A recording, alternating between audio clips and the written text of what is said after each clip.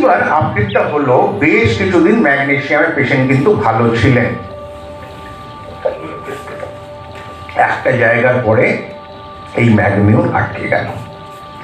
এইবার আপনাদের কাছে আমার প্রশ্ন, এবার আমরা কি চিন্তা করবো? এই রাস্তাটাও তো আটকে গেল, রিপিট করা হলো, হায়ার পোটেন্সি দেওয়া হলো, তাহলে এবার কি করব? আপনারা ডাইভার্জেন্ট থিঙ্কিং ডেভেলপ করছে কিছু?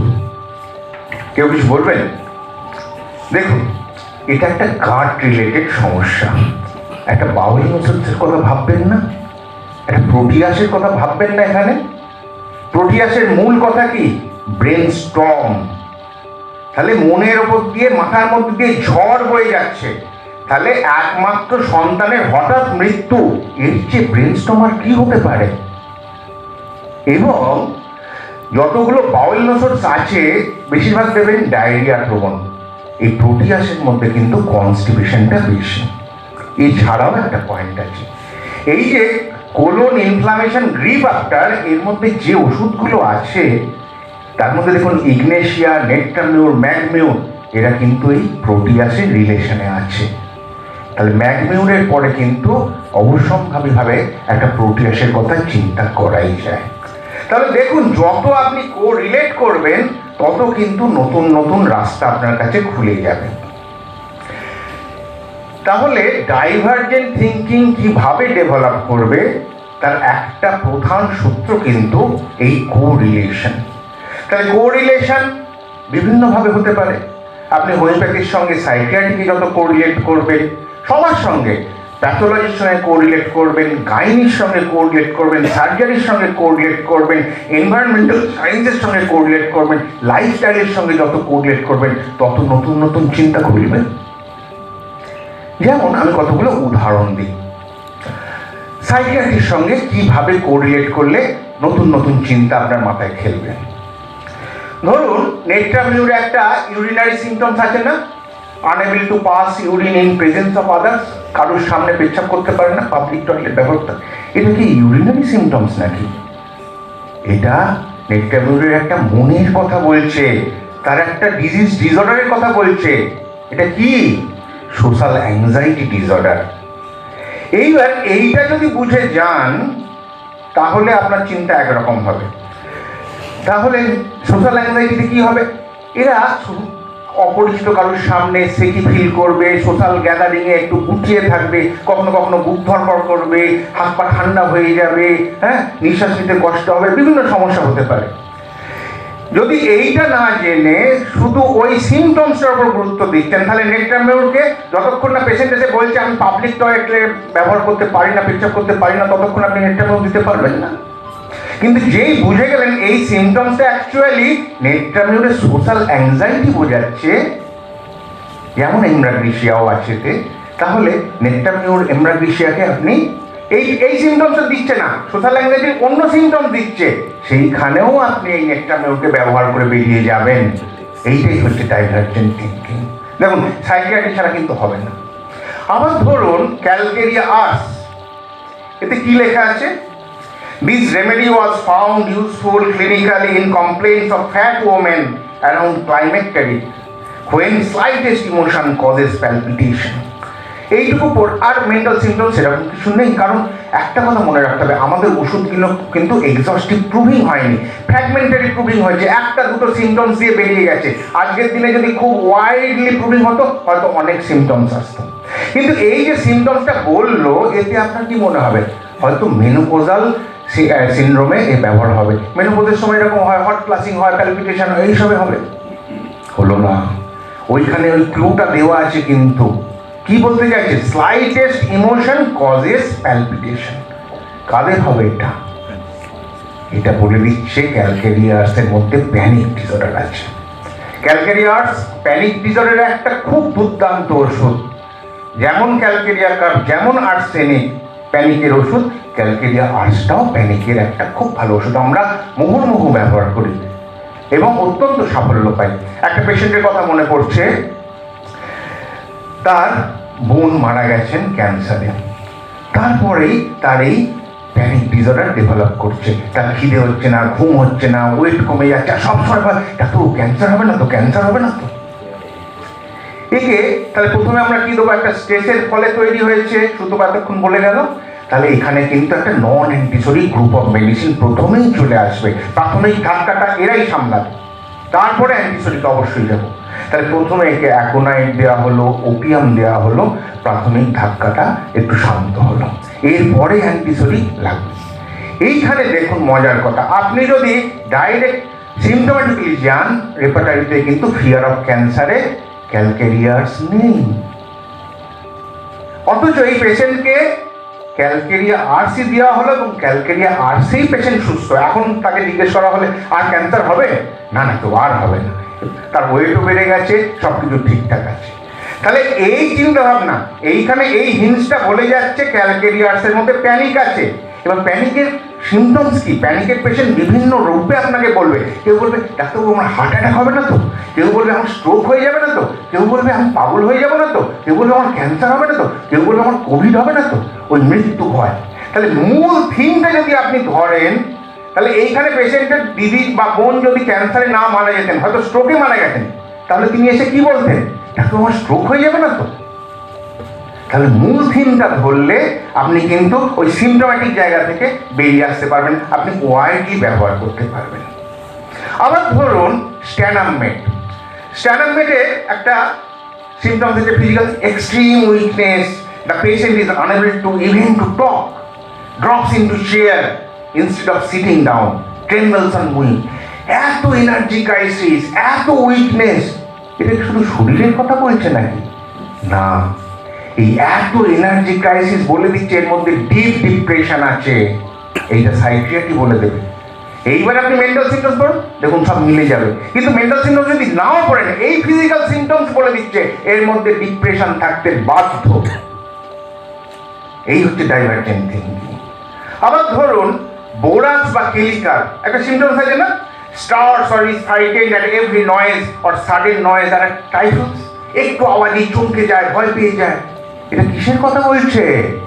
এদের মধ্যে জেনারেলাইজড অ্যাংজাইটি ডিসঅর্ডার আছে। তাহলে এরা জেনারেলাইজড অ্যাংজাইটি ডিসঅর্ডারে ব্যবহার করা যাবে এই ওষুধগুলোকে। আবার ধরুন মেডিকায় অনেক ওষুধে আপনারা পড়বেন মাস্কুলার রিউম্যাটিজম, সিমিসিবিউগা, ক্যামোমিলা।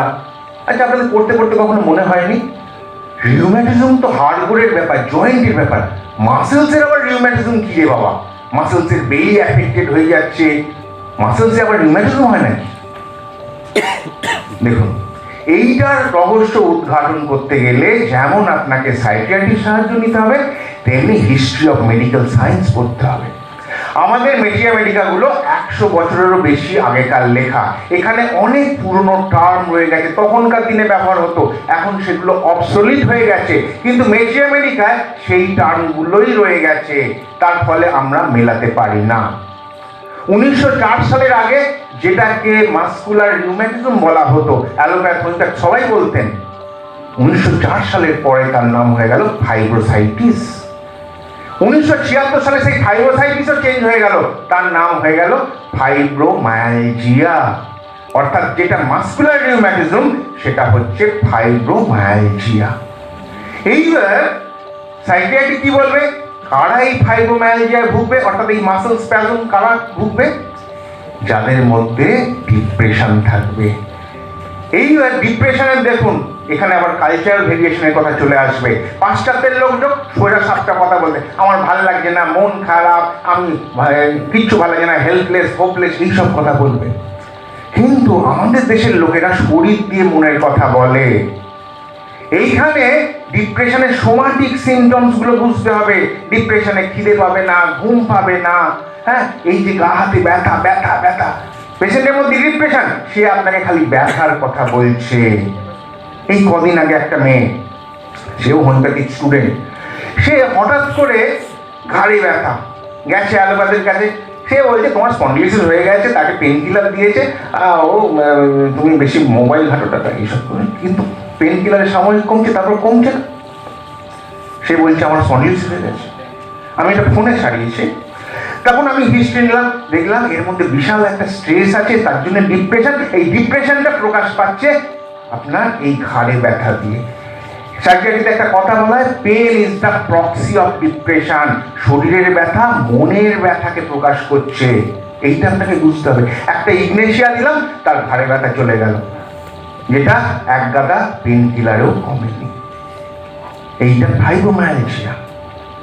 তাহলে এইখানে আপনাকে বুঝতে হবে, পেশেন্ট কিন্তু আপনাকে বলবে, যেমন আপনার সিমিসিপি কি আছে, টাইপ রাইটিং করে, পিয়ানো প্লেইং করে। এখন তো বলবে না, এখন কি বলবে, আমি কম্পিউটারে অনেকক্ষণ করেছিলাম, তারপরে আমার ঘাড়ে ব্যথা হচ্ছে, বা আমার বিছনার শুয়ে ঘাড়ে ব্যথা হয়েছে, বালিশটা অনেকদিন রোদ্দুরে দেওয়া হয়নি, এইসবের কারণে হয়। বলবে না গত 2 সপ্তাহ ধরে বইয়ের সঙ্গে ঝামেলা হচ্ছে। ওইখানে ওইটা আপনাকে জিজ্ঞেস করে বার করতে হবে, ওর জন্যে কিন্তু এই ফাইব্রোমায়ালজিয়াটা হচ্ছে। এইবার আপনি সিমিসিপিউগায় এই মাসকুলার রিউমাটিজম আছে, এইখানে আপনি সিমিসিপিউগার মেন্টাল সিমটমসে যান, সেখানে কি সব অদ্ভুত কথা লেখা আছে। মনে হচ্ছে চারিদিকে একটা কালো মেঘ ঘিরে ধরেছে, হ্যাঁ, ডার্কনেস, কনফিউশন, এসব কি রে ভাই? সাইকিয়াট্রির চশমা না পড়লে এই মেঘের রহস্য ভেদ হবে না। ডিপ্রেশনে কি হবে? তখন তো মনে হয় কোথাও কোনো আশার আলো নেই, সব অন্ধকার, কিচ্ছু বুঝতে পারছি না, কি সিদ্ধান্ত নেবো ঠিক করতে পারি, সব কনফিউশন, সব অন্ধকার। ওই ডিপ্রেশনের কথা, ডিপ ডিপ্রেশনে কথা বলছে সিমিসিপিউগাতে। এইটা সাইকিয়াট্রি পড়লে বোঝা যাবে। আবার এই ক্যামোমিলা, ও এত রাগী, এইটা চাইছে ওইটা চাইছে, দিলে ছুঁড়ে ফেলে দিচ্ছে, এটা কি? সাইকিয়াট্রি বলে দেবে বাচ্চাদের ইরিটেবিলিটি এবং বুড়োদের ইরিটেবিলিটি অ্যাকচুয়ালি ডিপ্রেশনেরই পরিচয়। তাহলে ওইখানেও দেখুন মাসকুলার রিউম্যাটিজম, এবং ওই খুব রাগী পেশেন্ট, হ্যাঁ, মাসকুলার রিউম্যাটিজম, ফাইব্রোমায়ালজিয়া, আপনি ক্যামোমিলা দিতেই পারেন। তাহলে দেখুন, যত কোরিলেট করবেন চিন্তা ভাবনা করে যাবেন। আবার ধরুন রেপার্টারিতে একটা সিমটমস আছে, extravagance, squandering money, makes useless purchase, wants to dress his best cloth and jewellery. এগুলো কি বলছে?